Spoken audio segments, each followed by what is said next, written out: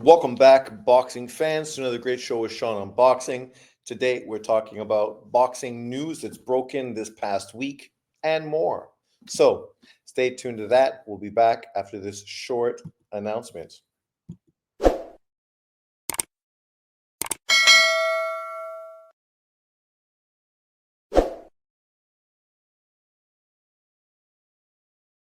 Welcome back, everyone. So let's get to this. Obviously, there's a lot of breaking news over the last week, boxing related. So let's talk about it. Let's give our opinions and breakdowns of what we've been hearing from this boxing world. So here we go. So this is the newest news. Obviously, this just broke today.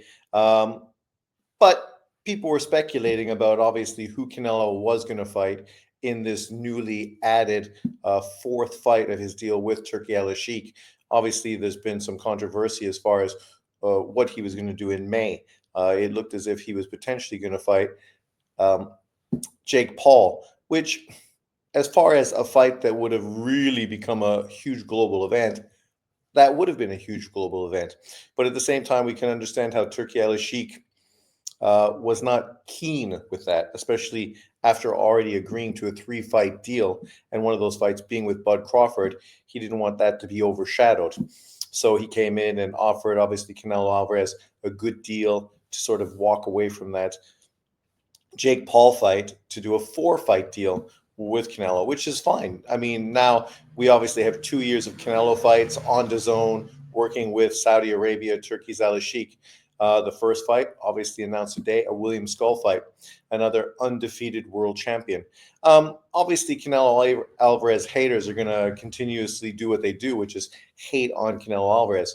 But for him to go and fight William Skull, who the IBF mandated as his mandatory opponent, you can't blame Canelo Alvarez, right?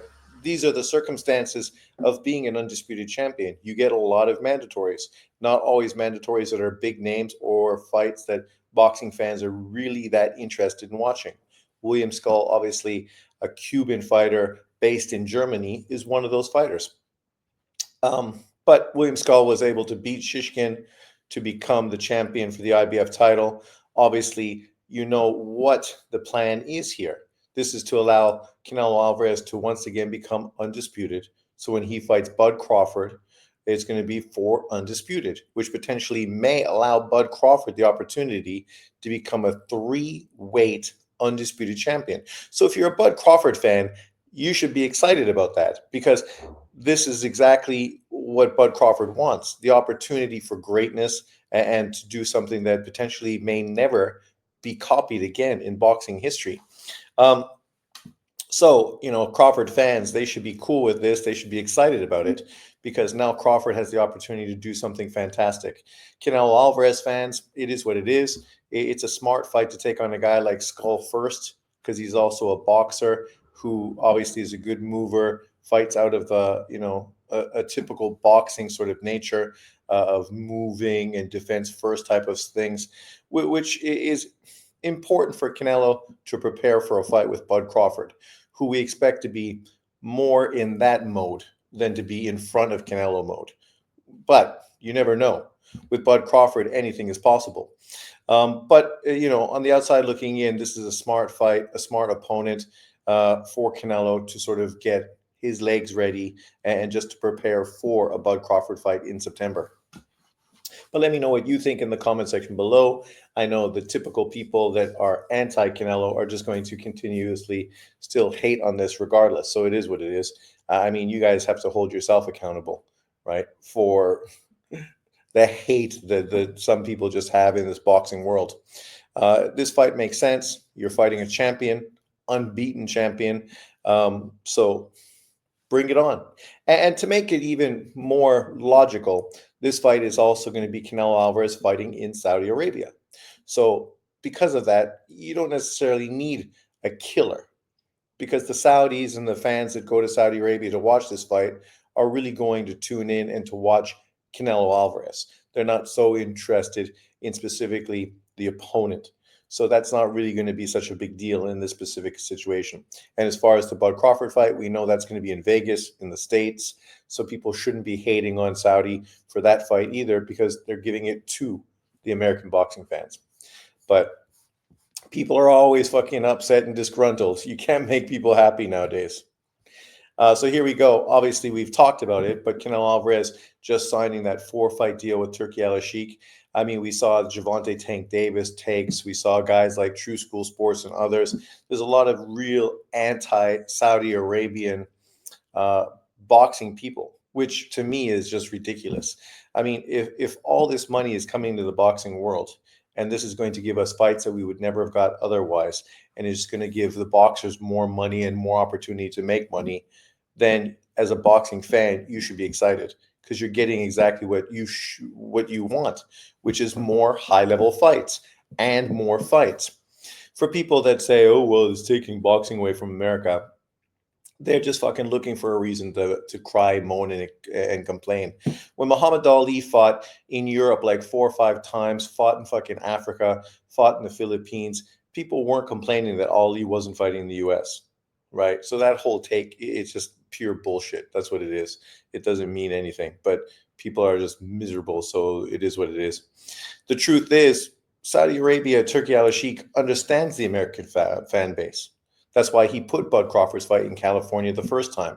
The people who failed Bud Crawford and American boxing were American boxing fans who didn't pay for the pay-per-view and didn't support it like they should have. Nothing to do with Saudi Arabia. And now it's going to go to Vegas, this Canelo Alvarez Bud Crawford fight. The people that need to be responsible for that fight being a success are American boxing fans. You want the fights in America, so then you need to support the fights when they're there.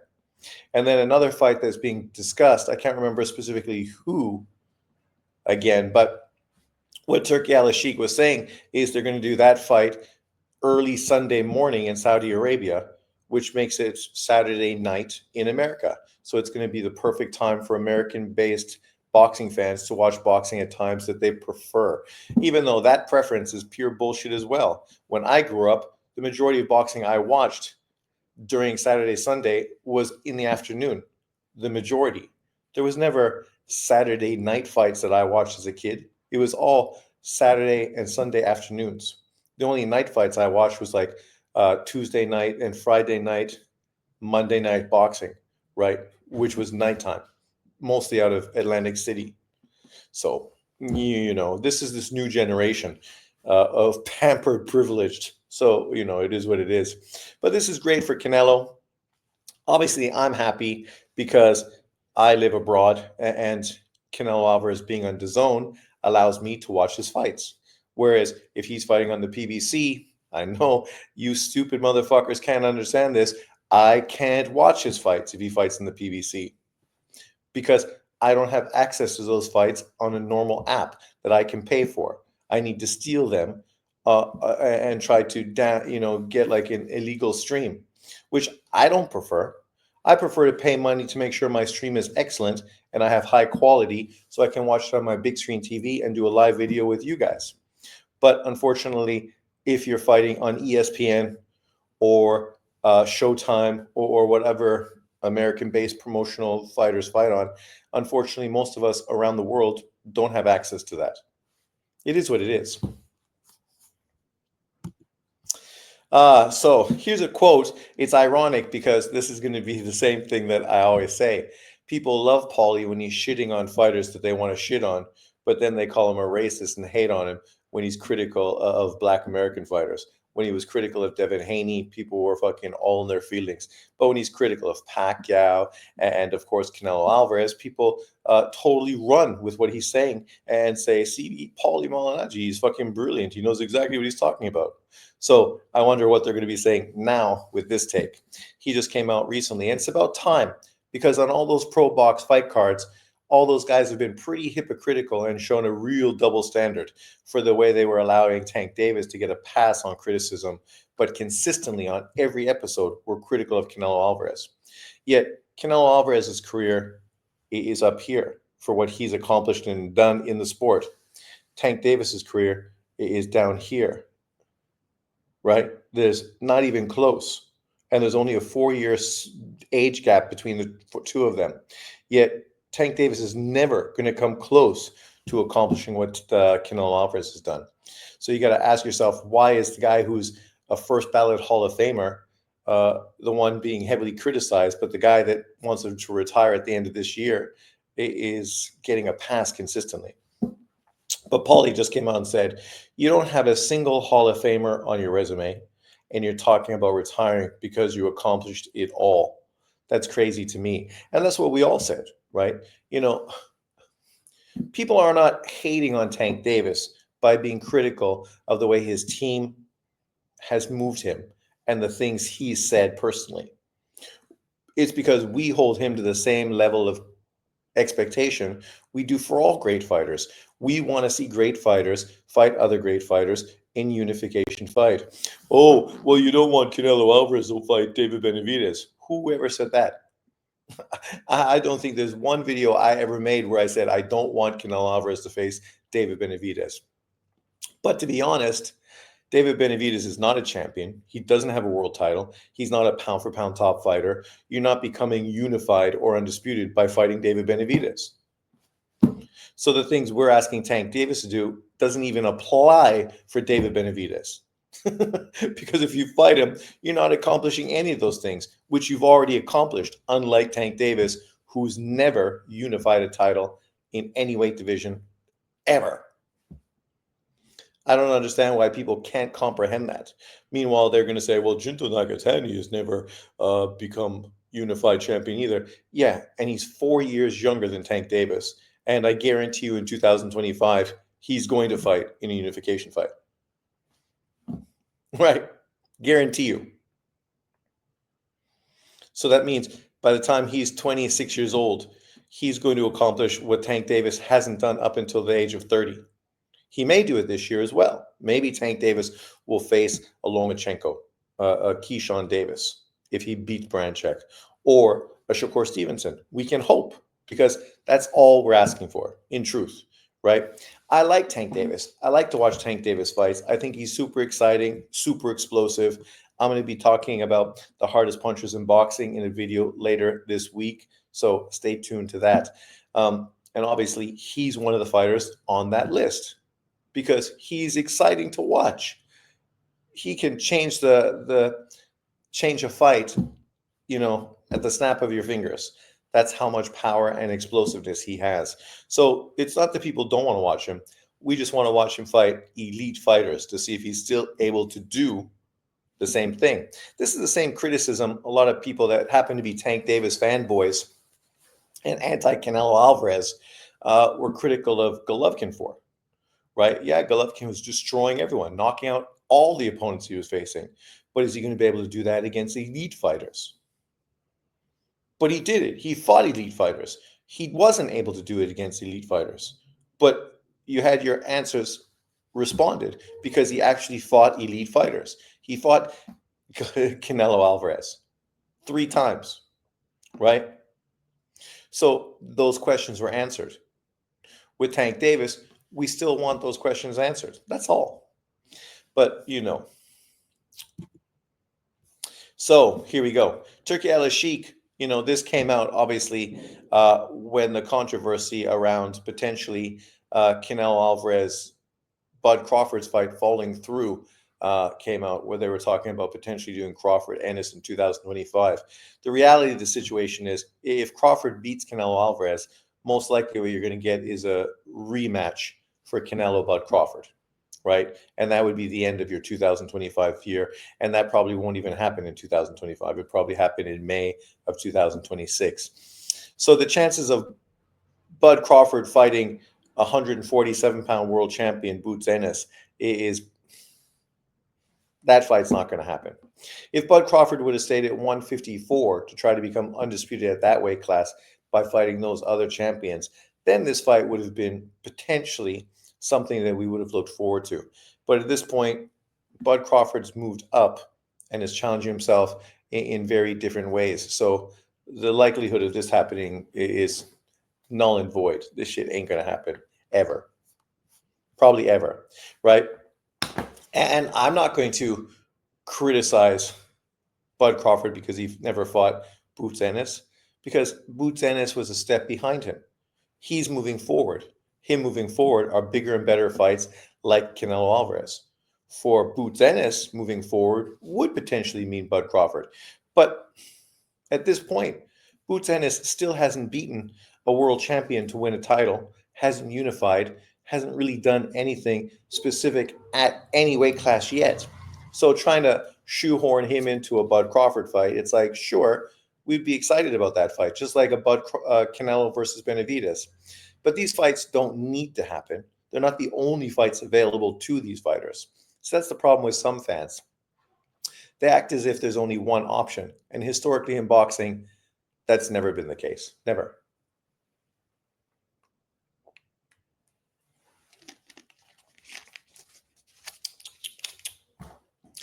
Oh, Ring IQ, I see, released 34 minutes ago. Top Rank headed to DAZN. I fucking hope so.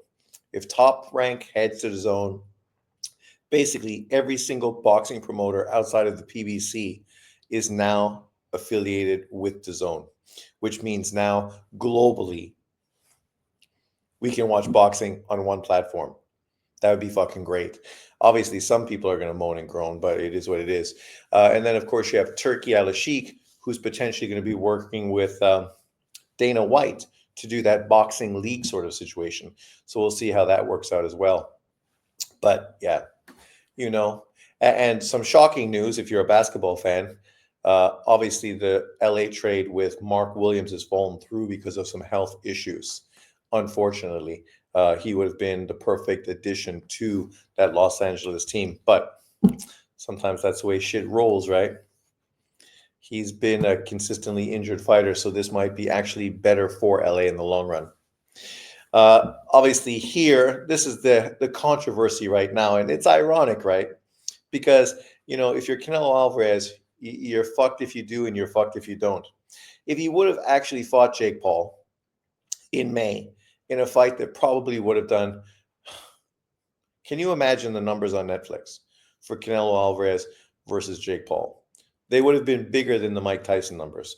It would have truly been something to behold. And obviously, hardcore boxing fans, I relate. You know, it's not the kind of fight we want to see. We would have watched it more because it's like Ali fighting the Japanese judo guy when he was a world champion.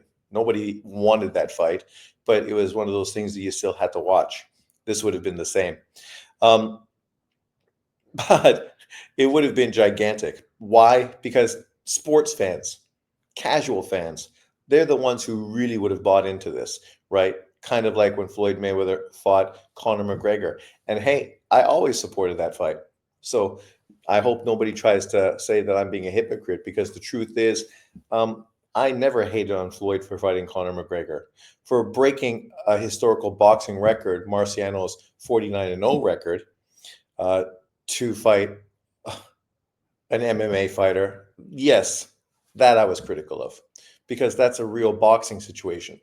You wanted to get paid money in doing a sideshow act, I don't have a problem with it. And that's why I've never said anything negative about Floyd Mayweather and what he's been doing the last 3-4 years, because people are entitled to get paid. And if they can, more power to them.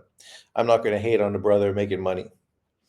And this is no different than when Tyson Fury fought fucking, what's his face, the MMA fighter. I never hated on that, because the reality, it's a very similar situation. And then when Anthony Joshua fought him, I didn't hate on AJ fighting him after that either. And now that there's talk about Deontay Wilder fighting him, I'm not hating on Deontay Wilder fighting him. So I've been consistent. These circus acts are not something I talk about on my channel. They're not something I'm excited about and that I push and promote. I'm more about real boxing.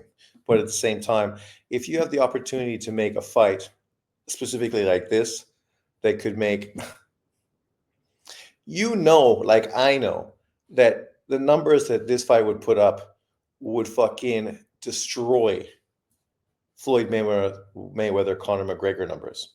It would be ridiculous. Ridiculous. But Canelo would have been shit on for making that fight.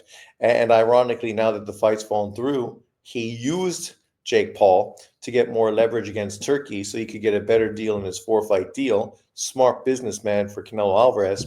Now he's being criticized as well for ducking. And the irony is for Jake Paul, who I like. I respect Jake Paul and what he's doing in the sport and what he's doing. Obviously, he's not a dumb guy. He's really saw an opportunity and he's capitalized on it. So more power to him. But when he came out and said you're ducking fucking David Benavidez by facing William Skull, well, he would have been ducking David Benavidez if he fought you too. Right? So what's the difference? Right? You're pissed because you're not the one he's ducking David Benavidez for. But it doesn't matter. It still would have been considered ducking David Benavidez, even though he's no longer at 168. But people are moronic, moronic. So here we go. Who is the first boxer you think of when you hear the term knockout artist? As I said, I'm going to be doing a boxing video about this later on this week. This is just sort of a precursor. So think about it.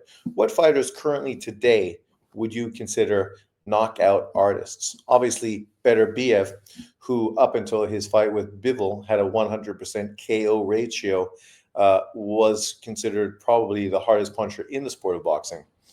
But now, obviously, after going the distance with Bivol, he is no longer an 100% KO ratio guy. So, it brings up some question about who do you think is the knockout artist? And it doesn't have to be one fighter, because obviously there can be multiple fighters who are knockout artists. But we'll talk about that later on this week.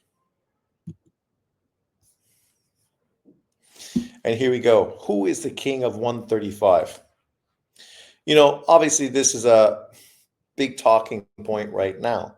A lot of people have Tank Davis as the number one fighter in this division for good reason. He looks explosive. He looks dominating.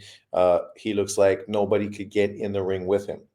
But when we say that, he's never fought a 135-pound world champion. He's never won a title at 135 by beating a champion. He was elevated by the WBA from the regular belt to the super title. He's never beaten or unified at this division, unlike Lomachenko, who obviously unified 3 belts in this division and then fought Teofimo Lopez for undisputed, right? Fighting all world champions to earn those world titles. Then obviously came back, won a vacant title from George Kambosos, a unified 135-pound world champion. You can be critical of George Kambosos, but he is a unified 135-pound world champion, right? What unified champion has Tank Davis ever fought? And then we talk about Shakur, and obviously Shakur, he won a vacant title as well at 135 pounds. He hasn't really won a title at this weight by beating a champion, unlike at 130 pounds, where he beat 2 champions to become a unified champion. Obviously, that was his most prolific division so far in his career. At 126 pounds, he won a vacant title. He never unified. He didn't really do anything worth really talking about. He was just sort of moved forward by ESPN through the WBO. Obviously, at 130, he did it. And at 135, we're waiting to see what he does in this division. Obviously, he's facing an up-and-coming prospect in his next fight. Should be a good fight, but obviously it's a guy who's really untested, has never beat a top 10 opponent. So people would not be surprised if Shakur beats him easily. His next fight potentially after that may be against a top contender and a mandated world champion in what's his face? Zepeda, which would be a really good fight. The controversy there is Zepeda arguably, some people feel, deserved to lose his last fight against Tevin Farmer. Tevin Farmer, 130-pound world champion, so not a scrub at all. And obviously that was a very good performance from Tevin Farmer. They are apparently going to rematch later on this year, and it'll be interesting to see how that fight unfolds and if anyone can make adjustments. Obviously, one of the controversies with that fight was that there was no drug testing. So that's one of the main reasons that fight is happening. So I guess they don't have to worry about going to court to deal with contracted topics of discussion that maybe weren't fulfilled. But regardless, it's a good fight. It'll be interesting to see if Zepeda can do a little more in the second time, and if Farmer can pull it off the second time around. For Farmer, that would be huge, because then he'd be right in line for huge world title fights afterwards. And then, of course, we have Keyshawn Davis. Keyshawn, who's looked fucking great. Looked great, right? And I think really stylistically could be a problem for all three of the champions, because he's longer than all of them, right? He's younger than all of them. As far as power, I would say the only guy that has more power than him probably would be Tank Davis, but yet he's got probably a 3, 4, 5, maybe 6-inch reach advantage over Tank Davis with power, right? So he could really make it difficult for Tank to get in range to use his power, walking straight into Keyshawn's power. And then, of course, Lomachenko, he's a future Hall of Famer, 2-time Olympic gold medalist. That's a fight that people wanted to see in 2024. For whatever reason, it didn't happen. All we know is that they were in negotiation for a long period of time. Lomachenko flew to America to sign the contract. And once he came to America, he ended up walking away and taking the rest of the year off. So it begs the question, what in the contract didn't he like that he ended up walking away? And I think Tank Davis kind of told us that prior to Lomachenko actually getting to America. He said that he wanted to get $30 million for that fight. So I think the truth of the situation is he probably lowballed Lomachenko, thinking that because I'm the A side, I deserve all the money. And Lomachenko is the guy stepping into my house. But the truth is, he needs Lomachenko because he needs an opponent that actually has some validity behind him. For Lomachenko, he doesn't need Tank Davis. Obviously, Tank Davis would be a great name on his resume, but he's already got tons of great names on his resume. But what do you think? Which of these three fighters currently is the best fighter at 135 or the king? I think it's Lomachenko, because he's beaten champions, he's unified titles, he's beaten the most top level fighters at that division. Whereas obviously Keyshawn is just a guy who's coming out of being a prospect. Tank Davis and hasn't really done anything at the weight legitimately. And Shakur obviously is new to the division, right? But let me know what you think in the comment section below. Oh, I was going to add another picture there of Tio, but somehow I forgot. Yes, that white spot's supposed to be Teofimo Lopez. So Ryan Garcia joined Teofimo Lopez in joining the Eddie Reynoso team. And I saw some people were critical of this, and I don't understand people. I mean, I always praise fighters for going to big camps, regardless of who the trainer is. I just think when you go to a camp that has a lot of top level of fighters, it's great for you. Motivation to see what elite pound for pound fighters are doing, to train side by side with them, right? This can only benefit you. Whenever you are with people that have already done it, there's a clear pattern on how you can get where they are, because they've done it already. They can show you this pattern for success. When you're with other trainers that have never had fighters who've accomplished those things, there is no pattern, there is no path, there is no specific, thing you can do to get there. You may think you know, but you don't know because you don't have anyone around you who's done it, right? And because of that, you may always be missing out on something that you could learn from somebody who's a little more experienced than you. Obviously, Ryan, the biggest problem with him is he's a fucking mental case. Tio as well, mental case. But if these people can follow Canelo Alvarez's lead for being a real serious professional, like Canelo is, right? And see how he's gotten to where he's got. Like you hear people say, oh, well, Canelo isn't as talented as Bud Crawford. Okay. Yet he's still accomplished just as much, if not more, than Bud Crawford, even though he's not as talented. He's made way more money than Bud Crawford, even though he's not so talented. So the reality of the situation is you don't need to be the most talented fighter. What you need to be is the most disciplined, most professional, and best marketed, right? And by doing these things, you could potentially get everything you need out of the sport. Canelo Alvarez has done that. So for guys with more talent, like a Tio and a Ryan Garcia, who on the outside looking in, you would think are more explosive athletes, right? Have better footwork and potentially could be better fighters than Canelo. But something's missing with them, whether it's the mental aspect of the game or just the people in their corner who have allowed them to become prima donnas, right? We know athletes are spoiled, man. Spoiled athletes is nothing new. So for these guys, maybe this is good. It's kind of like the old adage when Rocky joined Apollo Creed's team in really sweaty, dingy fucking gyms. Uh, right, and sort of took it back to the old school, right? For these two guys, maybe that's what they need, to go back to the old school, to train with Reynoso and Canelo Alvarez, and we'll see if it's successful. But the truth is, I don't see why people hate on it. I mean, it's a good move. It's no different than all these guys like Keyshawn and Shakur joining Bud Crawford's stable. Great. It's like when AJ joined Spence and Charlo's stable. People were praising it, thinking, this is going to help AJ, right? Obviously, those guys aren't heavyweights, and heavyweights are different. But at the same time, when you're in a camp with serious guys who've done it and are winners like you, it might be a good opportunity to sort of, motivate you and sort of reinvigorate your career. It didn't really work out that way, but you can't blame a guy for trying. That's all I'm saying.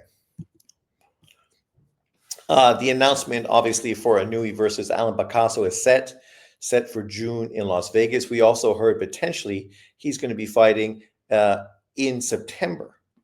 There's no specific date or location for that fight. I'm not sure if it's going to be back in Japan, probably back in Japan in September. And then we also heard that there's a Saudi Arabian fight in December, which is kind of funny. You figure it'd make more sense, not really based on weather, because you don't really want to fight in the Middle East in September. It's too hot. But usually in Japan, the big time to fight is December.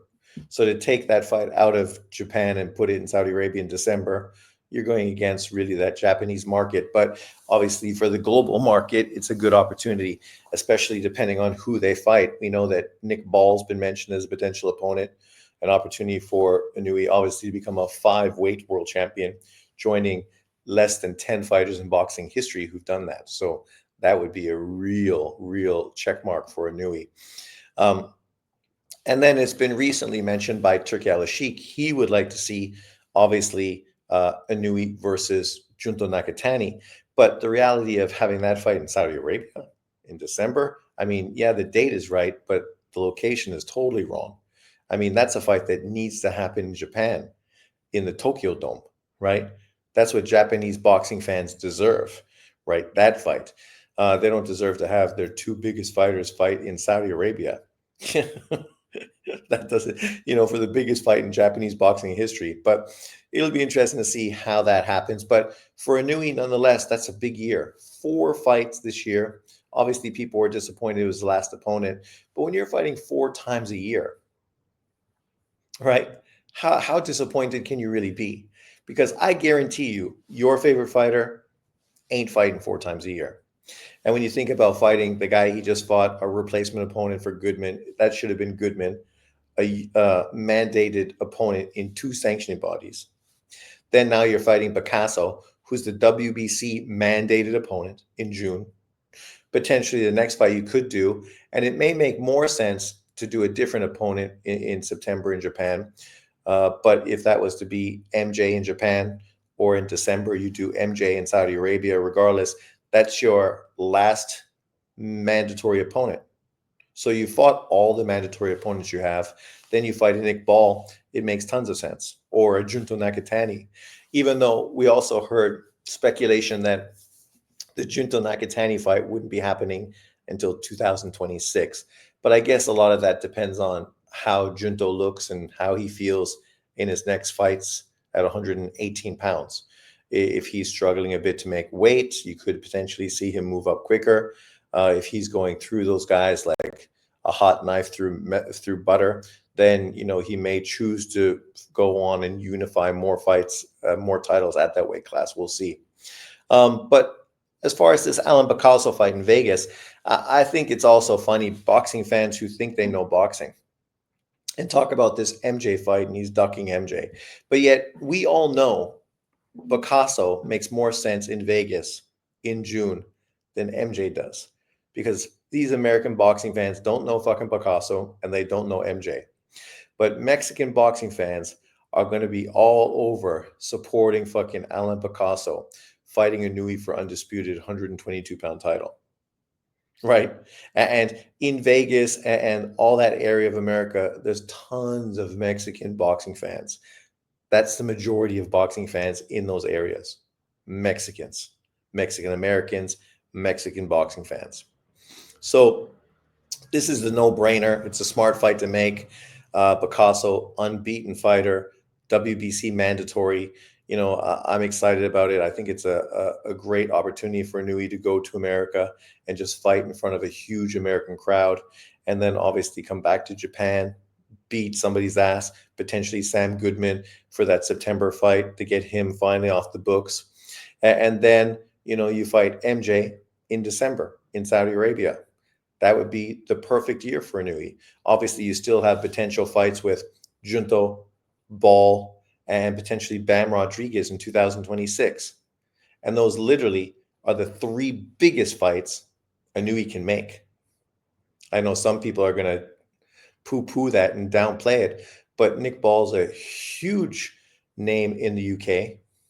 Junto's becoming a superstar in Japan and globally, a pound-for-pound ranked fighter. And obviously, MJ is the guy who's getting tons of hype now, thanks to fucking viral video from his promoter, Eddie Hearn. So, it's definitely a positive. But who was the other guy I said? Sorry. Oh, Bam Rodriguez. Sorry, Bam.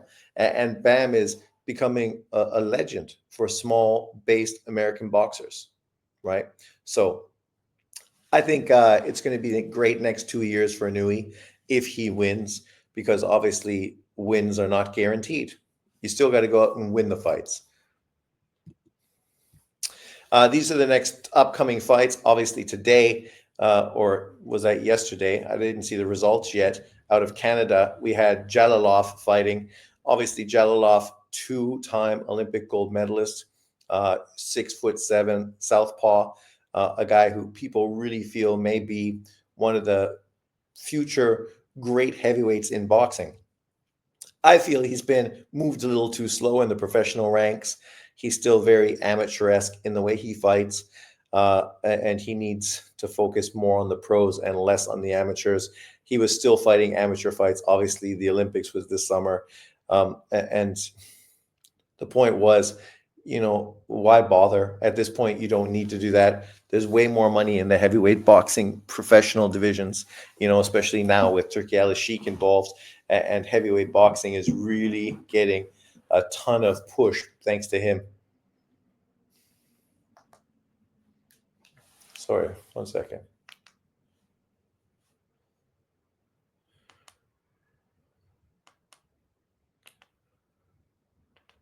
There's been some big upsets in college basketball today.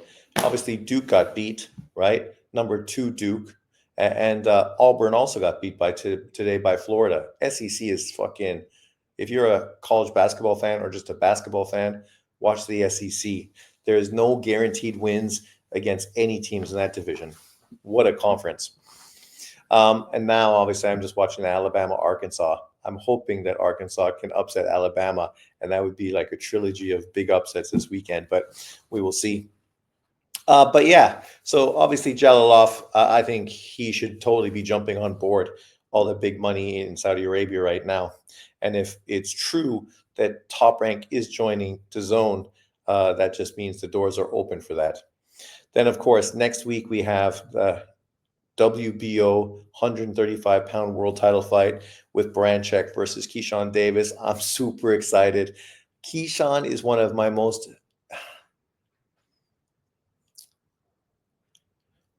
favorite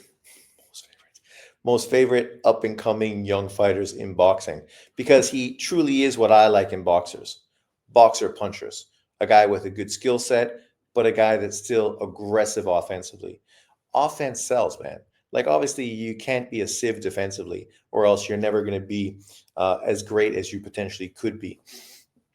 But you got to be able to use your defense, but also be able to take punches and take a pounding occasionally, right? Especially against elite fighters, that could potentially be the difference between winning and losing. And you got to be a great offensive fighter. So I'm excited. I think he's going to make a huge statement against Branchek. And then I would not be surprised to see a unification fight between him and Lomachenko later on this year. Obviously, both top-ranked fighters. For Lomachenko, it would be an opportunity to revenge his Ukrainian brother, a guy that was on the same Ukrainian Olympic team as Gvozdyk, Usyk, Lomachenko, and Branchek, all medal winners that year. That was one of the best Olympic teams in boxing history, right? Especially now when you look at what they've done in the pros. So I'm excited. I think he's going to look good. And look forward to him to continue to talk a load of shit afterwards. And then, of course, we have the huge card coming out of Saudi Arabia. You know, the best the best boxing card in boxing history. The card is fucking unbelievable. It's so deep that actually I heard a good statement today from Canadian cutman and trainer. What's his face? You see him all the time. He used to work with Better BF. He works with Usyk. His name escapes me, but he was in an interview with Seconds Out, and he was saying what's disappointing about this card is potentially you're missing out on 7 great fight cards you could potentially be doing, which, and this is the point that makes sense, all the less big name opponent fighters that potentially could have been on those cards, right? Because that's the people that lose out on this. You and me, we're not losing out. This is the best fucking thing that could happen in boxing history. But what's missing out is the fact that this card is so stacked, you don't get any of those up and coming young fighters on the undercard getting an opportunity to really make a name for themselves to boxing fans, right? Obviously, you have some of those guys, some prospects and some guys who are just on the brink of becoming contenders, making statements on fight cards like this.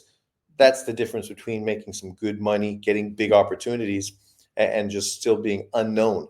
And so that made a lot of sense. I didn't think about that, but it's smart. Maybe if he would have broke this card into 2 cards, right, split it down, 3 and 4, that would have been better, because then you still could have had some smaller fights underneath of it. But I'm not going to complain, because this card is fucking dynamite. And if this card happens Sunday morning live, which is the time where I do my boxing, because my time frame is a little more similar to his, but obviously more American times, it means I can go live. I can do the whole card. It'd be fucking great. It'd be perfect for me too, because otherwise it's UK time, and it means I spend all Saturday night awake, and then it kills my weekend. But nonetheless. Then, of course, we have the fight card out of Tokyo. Junto Nakatani is getting back in the ring. Obviously, he's facing just a contender in Cuellar. Unfortunately, it's not one of the unification fights. I do think that if Inouye's brother would have won his fight, that the fight would have been Junto versus Inouye's brother, but unfortunately he lost. And so that fight, that unification fight, wasn't made. And obviously there's still 3 other champions, all Japanese, at that division. So hopefully in his next fight later on this year, this fight's February, so you still have a long year ahead of you. Maybe by March, April, May, June, we could potentially see him in a unification fight in Japan against one of the other champions. August, September, October, November, December. Maybe get to see him 3 times this year. Maybe get to see him in another unification fight later on this year. So 2 unification fights to finish the year. or maybe get to see him in that Saudi Arabian Nui Junto Nakatani super fight uh, in December. Yes, so it is being confirmed, as I mentioned earlier, that Inouye is going to fight in Saudi Arabia in December. And I think this is exactly what most of us felt would obviously happen when we saw that Inouye did become an ambassador for Saudi Arabia. And for Inouye, this is a great opportunity. It just builds his global market more, right? People say, oh, he can't always fight in Japan.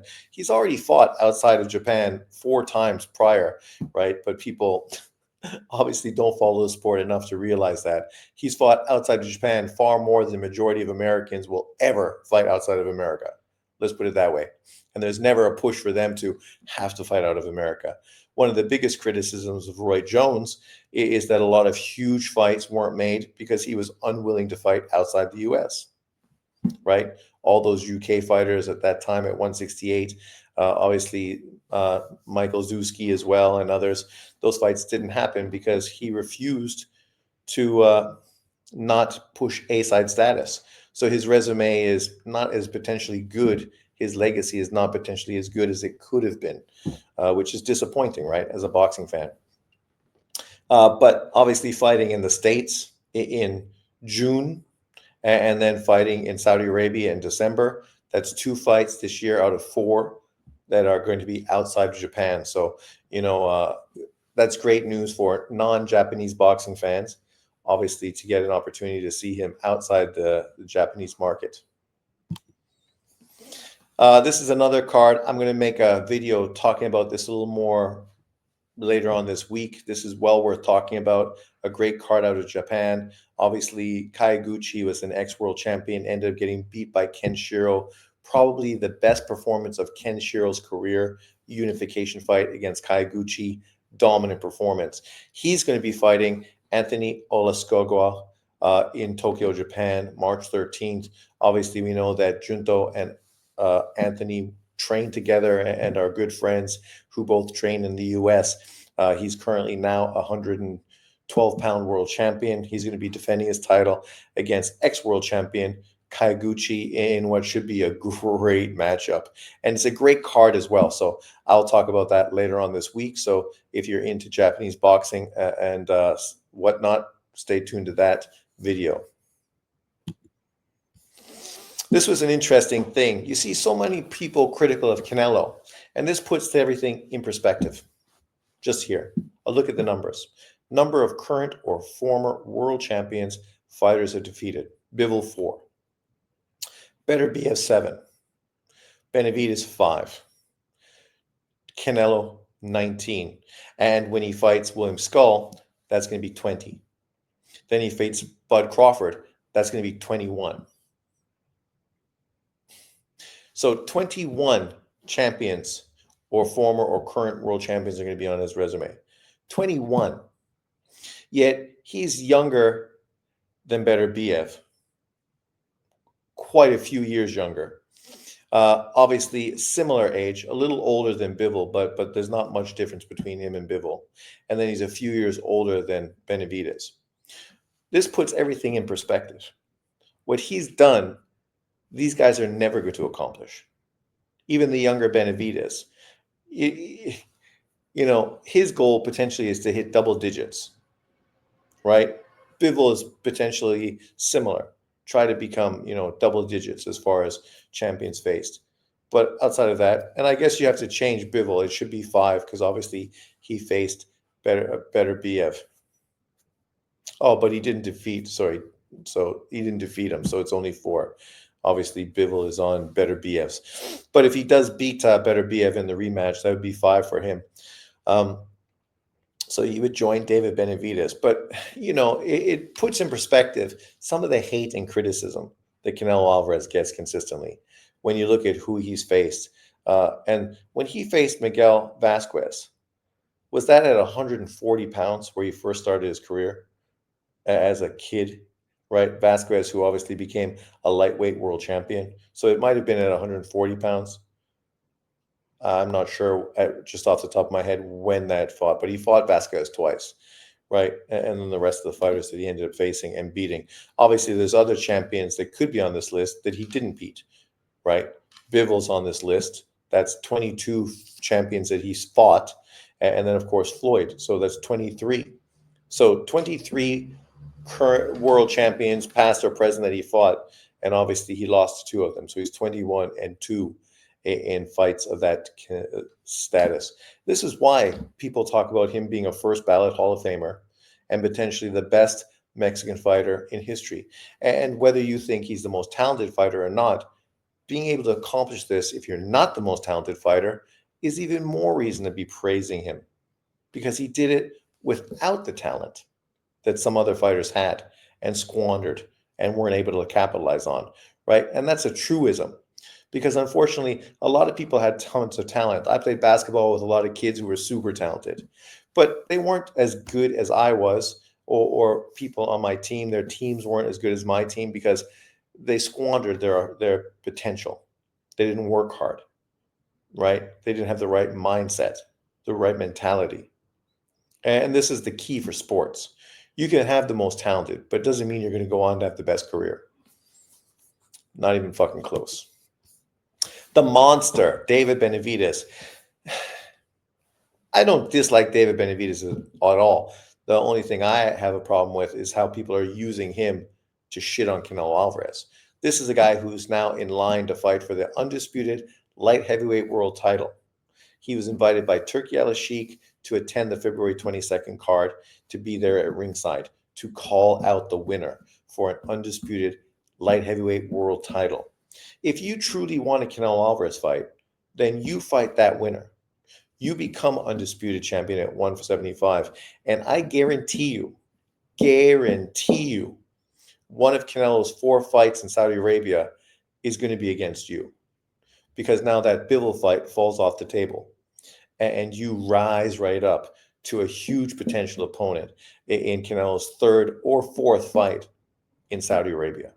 So it's up to you and what you want to do. Instead of clout chasing off of Canelo Alvarez consistently, now everything is in your hands to actually earn the biggest fight in your fucking career.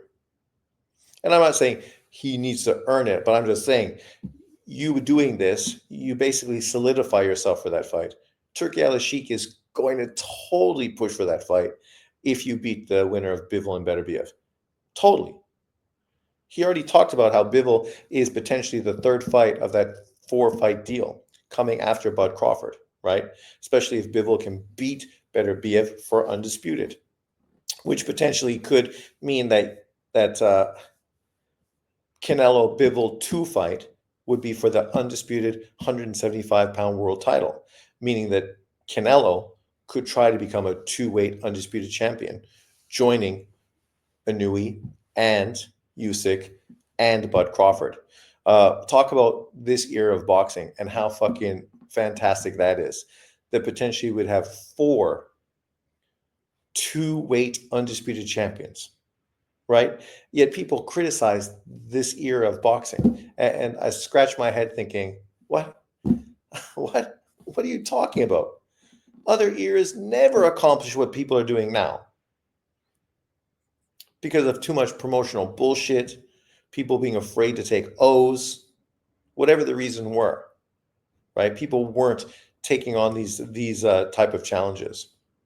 Not even Floyd and Manny, Marquez and Morales, right? Barrera, none of them. But, So these are 2 pound for pound lists. Obviously, Max, a very big Canelo hater. That's why Canelo's number 6 on his list, even though, to be fair, I got Canelo's number 6 on my list as well. But he's got Usyk number 1, Crawford 2, Inoue 3, Beterbiev, Bivol, Canelo, Bam, Shiro, Benavidez, and Nakatani. So in the top 6 fighters on his list, I agree fucking completely. At number 7, I have Tank Davis, right? And then Benavidez definitely should not be on that list. Ken Shiro you could have on that list, but it's kind of disrespectful against Shakur, who's undefeated and also a 3-weight world champion, right? Kenshiro lost. He did get revenge, but he's got a loss on his resume. Obviously, Shakur doesn't. So I definitely think he deserves to be on that list. Tank Davis is one of the biggest names in boxing and obviously undefeated and destructive. He definitely deserves to be on that list as well. Bam, I have on the list, and I think at number 7, that's fine. You could put Bam or Tank Davis. It's number 7, flip flop, regardless of where you want. And then I think Shakur should be there at number 8. A lot of people feel Devin Haney should be up there as well, and I don't disagree with Devin Haney being there. I know obviously the loss to Ryan Garcia is no longer considered a loss, so you can't really hold it against him. And then Junto Nakatani deserves to be on this list. As you see, he's on both lists, but so is David Benavidez. I don't understand how a guy that doesn't currently have a world title is considered a pound-for-pound fighter, but okay. I would put Lomachenko on this list before I put David Benavidez, easily. This other one, they got Inui number 1, Usyk 2, Gervonta Tank Davis at 3. That's way too high, right? How do you put Gervonta Tank Davis ahead of Bud Crawford or Canelo or Beterbiev? David Benavidez above Shakur, Junto, and Rodriguez, Bam. It's also, come on, out of whack. Because you got 2 3-division world champions, 1 2-weight champion who was unified and has way more name recognized fighters on his resume, even then 165, 68, 175 pounder, which the truth is in boxing, to be a small guy like Bam and have more name recognition on your resume than one of the more prominent American divisions is almost impossible. People use that consistently to shit on smaller weight fighters because they're not fighters American boxing fans are familiar with, right? Doesn't mean they're no good. It just means they are in fights that aren't in America. So Americans are not so familiar with these fighters because they're not American-based fighters in cards that happen in America, right? It doesn't mean that you're better because you fight in America. You're not better just because you fight in America. But yeah, I don't think David Benavidez should be on this list. Ken Shiro, I don't have a problem being on the list. He's definitely one of the most underrated fighters in boxing history. Sorry, not boxing history, but in boxing today. Obviously, I think he's the 3rd best Japanese fighter today. Whether you put him above Junto or Junto above him, I definitely think it's Inui, Junto, and Kenshiro. 3 great Japanese boxers. Kenshiro is very good fighter. Obviously, I had Ioka up there as well, but he's definitely older now and has definitely slipped quite a bit. But, this just shows you the differences and discrepancies in boxing, right? Outside of Tank Davis being number 3 on that list and David Benavidez being on this list, I don't have a problem with brunch boxing's list at all. Tank Davis just should be lower. Put him at the position that David Benavidez is on, and then put Devin Haney in that list as well. And that way, I would think the list would be perfect. For Max, it's the same. I think you take David Benavidez out, put fucking Shakur in. If you want to keep Ken Shiro, I won't complain. Based on what he's been doing recently and how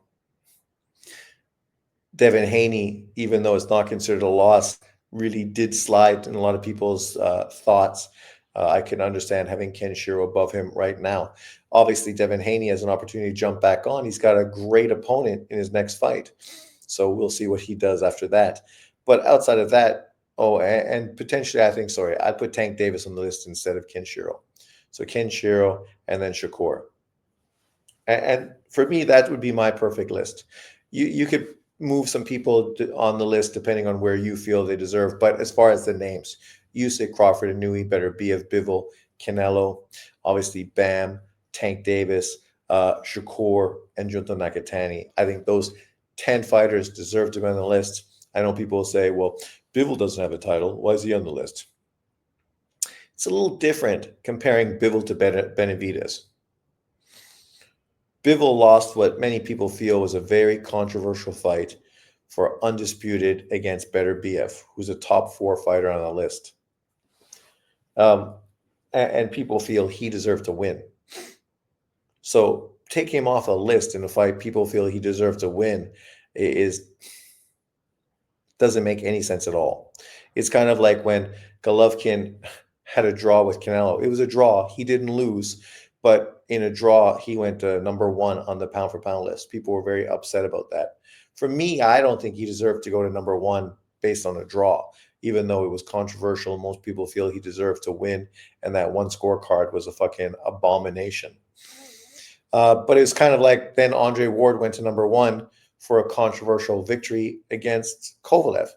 He went to number one in a controversial fight. The majority of people felt he lost. The majority. You may not remember that, or you may try to deny it, but the majority of boxing pundits and boxing fans had Kovalev winning that first fight with Andre Ward. Obviously, Ward came back and redeemed himself in the second fight and squashed any of that controversy. So at that point, you couldn't argue about him being number one. But, that's the thing about pound for pound list. There's always going to be a bit of personal opinion. But when you look at this for the most part, the names are the names, man. Outside of one or two names, you could flip-flop. The majority of the names on pound for pound lists, most people recognize all the same fighters. This is a fight that's being discussed, and I hope this fight happens. I think this is the fight that makes the most sense in boxing right now. Joshua Wilder, both guys coming off of losses, looking well past their best, but this is a fight that has huge name recognition. UK versus US, two big punchers, right? I think this fight is huge. And I definitely hope Saudi Arabia does push this fight. I think it's a fight that's a no-brainer. I mean, if Tyson Fury is going to duck an Anthony Joshua fight, so be it. So be it. Fuck him, right? If he doesn't want to capitalize on the big money he can make in an AJ fight in Wembley, who gives a shit? Deontay Wilder can get that opportunity, right? It's a great fight for Wilder, great fight for AJ, obviously going to put shitloads of money in their pockets. And the winner then has an opportunity to continue moving forward in their career in other big fights. Maybe that will spark Fury to come out and take on the winner. The loser probably should retire. But tell me you wouldn't rather see Wilder fight AJ as opposed to fighting an MMA fighter. And as I said, I don't mind if Wilder fights Ngannou. And I think that's a big fight too, because anyone that lands a punch is probably going to win. But I prefer this fight. This fight is just a no-brainer. But let me know what you think in the comment section below. Obviously, there's more boxing talk to talk about. We'll be making videos more next week. Sorry if I haven't made as many videos as I have in the past. But I'll get back up to it soon, I promise. And, I will see you there. Thanks for watching. Remember to like, subscribe, and share, and I will see you next time. Peace out, everyone.